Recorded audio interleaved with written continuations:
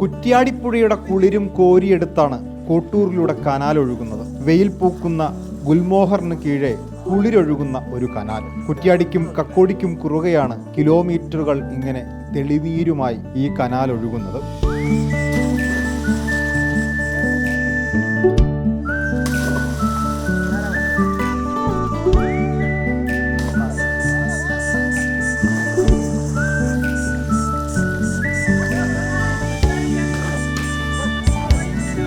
ഉള്ളൊരുകുമ്പോൾ കുളിരിൽ മുങ്ങി നിൽക്കാൻ കൊതിക്കാത്തവരാരുണ്ട്?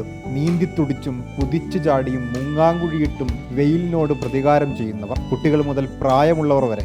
യാത്രകൾ നമ്മൾ പല ആവശ്യങ്ങൾക്കാണ് പോകാറുള്ളത് അല്ലേ? ഇപ്പം ചില ആളുകൾ യാത്ര പോകുന്നതും ചൂടിൽ നിന്ന് രക്ഷ നേടാൻ വേണ്ടിയിട്ടാണ്. കോഴിക്കോട് നഗരത്തിൽ നിന്ന് 35 കിലോമീറ്റർ സഞ്ചരിച്ചാൽ നടുവണ്ണൂർ പഞ്ചായത്തിലാണ് ആകാശനീലിമ തൊട്ടു നിൽക്കുന്ന ഈ മനോഹാരിത.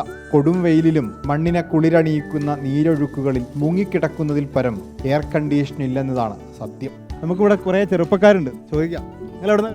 നമ്മൾ ഇവിടെ ഒരു കരുമ്പാപ്പൊയിൽ എന്ന് പറയും. എത്ര നേരം ഇവിടെ ഇപ്പോൾ 2-3 മണിക്കൂറായി. എങ്ങനെയുണ്ട്? സുഖം.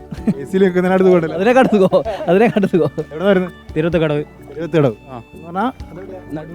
എൻ്റെ അമ്മയെ ഞാൻ എവിടെയും പോകുന്നുണ്ട് കേട്ടോ. തിരുവത്തിടവ് നടുവണ്ണൂർ. ഞാനിങ്ങനെ എന്താ പറയുക, തണുപ്പിന് ഇങ്ങനെ എക്സ്പ്ലോർ ചെയ്ത് ഇങ്ങനെ പോകുന്നു. എത്ര നേരം ഉണ്ടാവും? ഇനിയാൾ എന്താ പറയുക, കുറച്ച് നേരം കൂടി ഉച്ച വെയിലാറുമ്പോഴാണ് വിശക്കുമ്പോഴാണ് കയറുക.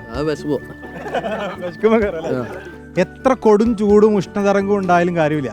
ഈ ഭൂമിയിൽ അതിനെയൊക്കെ പ്രതിരോധിക്കാനുള്ള കവചം ഭൂമി തന്നെ ഉണ്ടാക്കിയിട്ടുണ്ട്, പ്രകൃതി തന്നെ. അതൊന്നും നമ്മൾ നശിപ്പിക്കാതിരുന്നാൽ മതി. ക്യാമറമാൻ വിനീഷ് ഒളവണ്ണയ്ക്കൊപ്പം VS രഞ്ജിത്ത്, റിപ്പോർട്ടർ.